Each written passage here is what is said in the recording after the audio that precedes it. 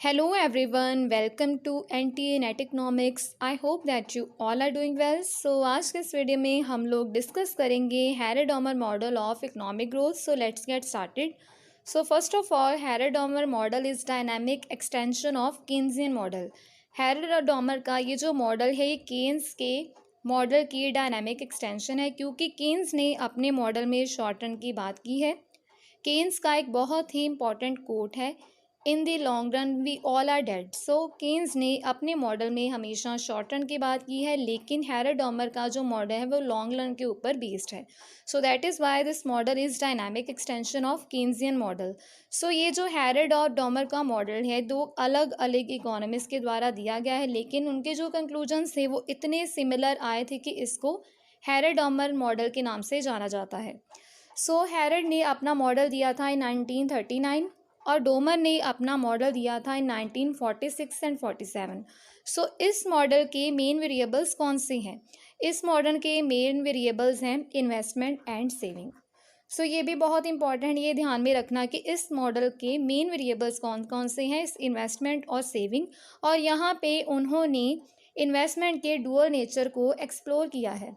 सो dual nature का क्या मतलब है? Investment will create income and hence generate demand. So जब हम लोग इन्वेस्टमेंट करेंगे तो उसकी वजह से बहुत से लोगों को रोज़गार मिलेगा, एम्प्लॉयमेंट बढ़ेगी, जिसकी वजह से लोगों की इनकम बढ़ेगी और इनकम बढ़ने की वजह से वो गुड्स एंड सर्विसेज की डिमांड करेंगे. सो ये होता है इन्वेस्टमेंट का डिमांड इफेक्ट.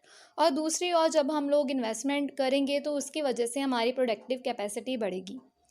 प्रोडक्टिव कैपेसिटी बढ़ने का मतलब ये है कि जितने गुड्स एंड सर्विसेज हम लोग पहले प्रोड्यूस कर रहे थे, अब उससे ज़्यादा गुड्स एंड सर्विसेज हम लोग प्रोड्यूस कर पाएंगे.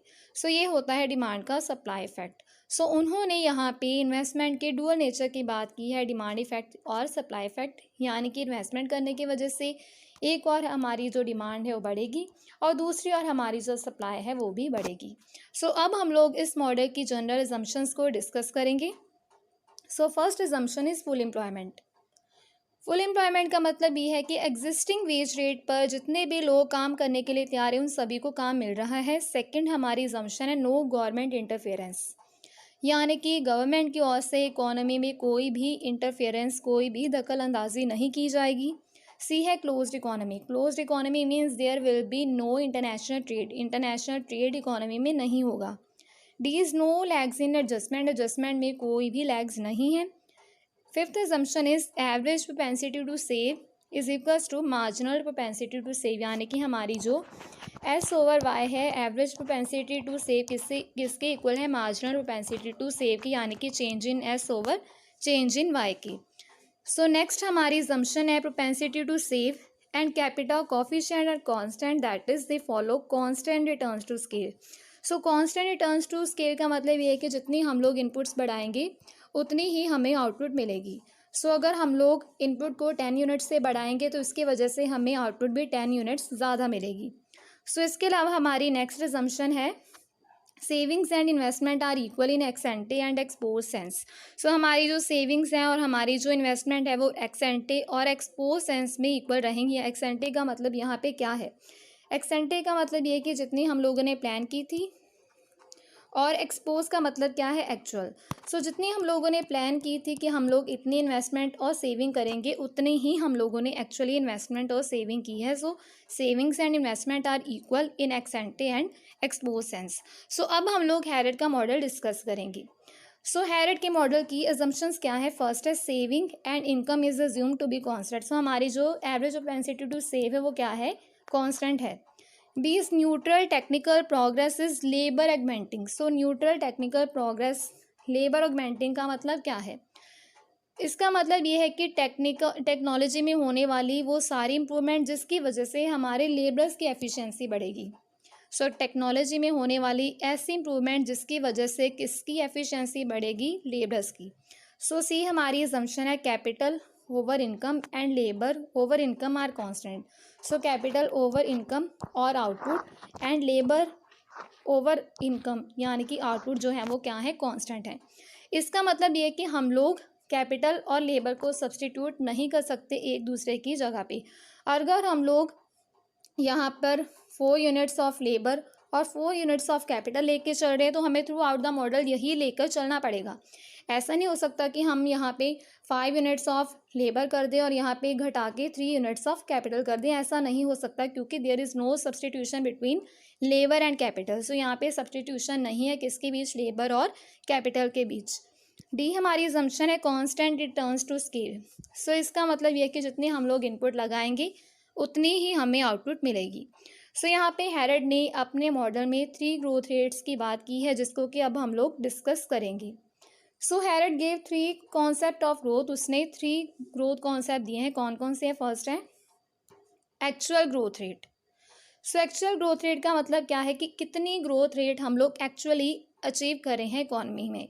So it employees growth rate of output in a period of time, यानी कि कितनी ग्रोथ रेट ऑफ आउटपुट हम लोग एक्चुअली अचीव कर रहे हैं इकॉनमी में। सो इसको हम लोग कैसे इंडिकेट करते हैं? इसको हम लोग इंडिकेट करते हैं G is equals to change in output over output, यानी कि एक्चुअल ग्रोथ रेट किसके इक्वल है? ग्रोथ रेट ऑफ आउटपुट की।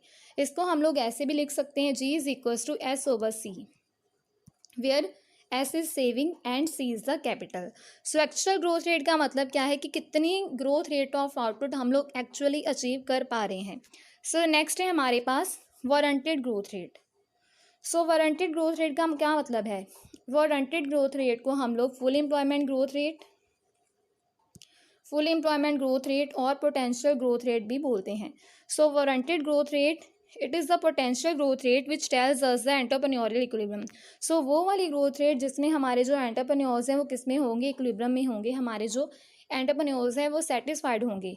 सो इसको हम लोग कैसे इंडिकेट करते हैं? इसकी इक्वेशन क्या है? सो इसकी इक्वेशन है G W is equals to S over C R. So हमारी यहाँ पे इक्वेशन क्या है? G W is equals to S over C R. G W का मतलब क्या है? Warranted growth rate. एस हमारे पास क्या है? सेविंग। और सी आर क्या है? रिक्वायर्ड कैपिटल, यानी कि वारंटेड ग्रोथ रेट को मेंटेन करने के लिए कितनी कैपिटल की हमें रिक्वायरमेंट है। सो सी आर क्या है? Required capital. सो इसको हम लोग ऐसे भी लिख सकते हैं इस, और अगर ये जाएगा तो हमारे पास क्या इक्वेशन बन जाएगी? G W into C R is equals to S. So हमारे पास ये इक्वेशन बनेगी। सो इट मीन्स हमारी जो रिक्वायर्ड कैपिटल है वो वारंटेड ग्रोथ के रेट के साथ नेगेटिव इसका रिलेशनशिप जो है वो पाया जाएगा। सो नेक्स्ट हमारे पास ग्रोथ रेट है third, natural growth rate. So natural growth rate is the maximum growth rate और full employment that can be achieved. So maximum growth rate जिसको कि हम लोग अचीव कर सकते हैं। In other words, it is the maximum growth rate that can be supported by labor growth at technical progress, यानी कि हमारी लेबर कितनी ग्रोथ को हम सपोर्ट कर सकती है, हमारा जो टेक्निकल प्रोग्रेस है कितनी ग्रोथ रेट को सपोर्ट कर सकता है। यानी कि अगर हम लोग अपनी लेबर को ध्यान में रखें, अगर हम लोग अपने नेचुरल रिसोर्सेज को ध्यान में रखें, अगर हम लोग अपने टेक्निकल प्रोग्रेस को ध्यान में रखें, तो कितनी मैक्सिमम ग्रोथ रेट हम लोग अचीव कर सकते हैं। So it is the maximum growth rate. So equilibrium कब होगा? इक्विलिब्रियम वहाँ पर होगा जहाँ पर हमारी एक्चुअल ग्रोथ रेट इक्वल होगी वारंटेड ग्रोथ रेट के और नेचुरल ग्रोथ रेट की। सो जब हमारी तीनों ग्रोथ रेट्स इक्वल होंगी तो हमारे पास इक्विलिब्रियम आएगा, जिसको कि नाइफ एज इक्विलिब्रियम बोला जाता है। अब क्वेश्चन ये राइज होता है कि इसको नाइफ एज इक्विलिब्रियम क्यों बोला जाता है? इसको नाइफ एज इक्विलिब्रियम इसलिए बोला जाता है क्योंकि ये जो इक्विलिब्रियम है ये स्टेबल नहीं होता, इसमें डेविएशंस आने की संभावना होती है। सो अब हम लोग उन केसेस को पढ़ेंगे कि क्या होगा अगर हमारी जो एक्चुअल ग्रोथ रेट है इक्वल नहीं होगी हमारी वारंटेड ग्रोथ रेट की, या फिर क्या होगा अगर हमारी जो वारंटेड ग्रोथ रेट है इक्वल नहीं होगी हमारी नेचुरल ग्रोथ रेट की। सो सबसे पहले हम लोग पढ़ेंगे वो वाला केस जहाँ पे हमारी एक्चुअल ग्रोथ रेट और वारंटेड ग्रोथ रेट एक दूसरे की इक्वल नहीं है। सो केस 1, अगर हमारी जो एक्चुअल ग्रोथ रेट है वो कम है नेचुरल ग्रोथ रेट से, यानी कि हमारी जो इनकम की ग्रोथ रेट है वो किसकी ग्रोथ रेट से कम है? हमारी आउटपुट की ग्रोथ रेट से। सो जब हमारी इनकम की ग्रोथ रेट कम होगी हमारी आउटपुट की ग्रोथ रेट से, तो इट मीन्स हमारी जो डिमांड है वो सप्लाई से कम है। जब हमारी डिमांड सप्लाई से कम होगी तो इसकी वजह से क्या होगा? इकोनॉमी में डिप्रेशन की जो सिचुएशन है वो आएगी, क्योंकि अगर हमारी डिमांड कम है सप्लाई से तो इसकी वजह से क्या होगा? प्रोड्यूसर्स फर्दर प्रोडक्शन नहीं करेंगे, जिसकी वजह से बहुत से जो वर्कर्स है वो अनएम्प्लॉयड हो जाएंगे, जिसकी वजह से हमारी इकोनॉमी में डिप्रेशन की सिचुएशन आएगी। सो इसका मतलब क्या है कि हमारी जो एक्चुअल कैपिटल है वो ज़्यादा है हमारी रिक्वायर्ड कैपिटल से, यानी कि जितनी हमें रिक्वायरमेंट थी उससे ज़्यादा कैपिटल हमारे पास है, जिसकी वजह से मार्जिनल एफिशिएंसी ऑफ कैपिटल कम हो जाएगी लॉन्ग रन में, जिसकी वजह से डिप्रेशन आएगा। हम लोग केस 2 पढ़ते हैं। केस 2 में क्या है कि हमारी जो एक्चुअल ग्रोथ रेट है वो ज़्यादा है वारंटेड ग्रोथ रेट से। केस 1 में हम लोगों ने क्या पढ़ा था कि जो एक्चुअल है वो कम है वारंटेड से। अब हम लोग पढ़ेंगे वाइस वर्सा, यानी कि जब हमारी एक्चुअल वारंटेड से ज़्यादा हो जाएगी तो उसकी वजह से क्या होगा। उसकी वजह से क्या होगा, इसका मतलब ये है कि हमारी जो इनकम की ग्रोथ रेट है वो ज़्यादा है किसकी ग्रोथ रेट से, हमारी आउटपुट की ग्रोथ रेट से। इसका मतलब क्या है कि अब इनकम की जो ग्रोथ रेट है वो आउटपुट की ग्रोथ रेट से ज़्यादा है, यानी कि जो हमारी डिमांड है वो तो ज़्यादा है लेकिन उसके कंपैरिजन में हमारी सप्लाई कम है। इसकी वजह से क्या होगा, इन्फ्लेशन की सिचुएशन आएगी, क्योंकि जब हम लोग डिमांड ज़्यादा करें लेकिन उतनी गुड्स एंड सर्विसेज को सप्लाई नहीं किया जा सकता तो इसकी वजह से इन्फ्लेशन आएगी। इट मीन्स हमारी जो एक्चुअल कैपिटल है वो रिक्वायर्ड कैपिटल से कम है। इसकी वजह से क्या होगा, डेफिशिएंसी ऑफ कैपिटल होगी, जिसकी वजह से प्रोडक्शन को कम किया जाएगा। इट मीन्स हमारे यहाँ पे क्या होगा, इन्फ्लेशन की जो सिचुएशन है वो अराइज होगी।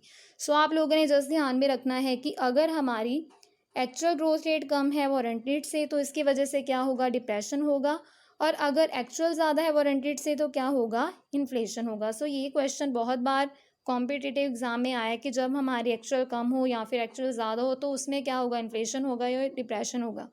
आपने ध्यान में रखना है कि जब हमारी एक्चुअल कम है वारंटेड से तो इट मीन्स डिप्रेशन होगा, और जब हमारी एक्चुअल ज़्यादा है वारंटेड ग्रोथ रेट से तो क्या होगा, इन्फ्लेशन होगा। ऐसे ही जब हमारी नेचुरल ग्रोथ रेट, जब हमारी natural growth rate, let me change the colour of this pen. जब हमारी नेचुरल ग्रोथ रेट जो है वो कम है वारंटेड ग्रोथ रेट से तो उसकी वजह से भी क्या होगा, डिप्रेशन ही होगा।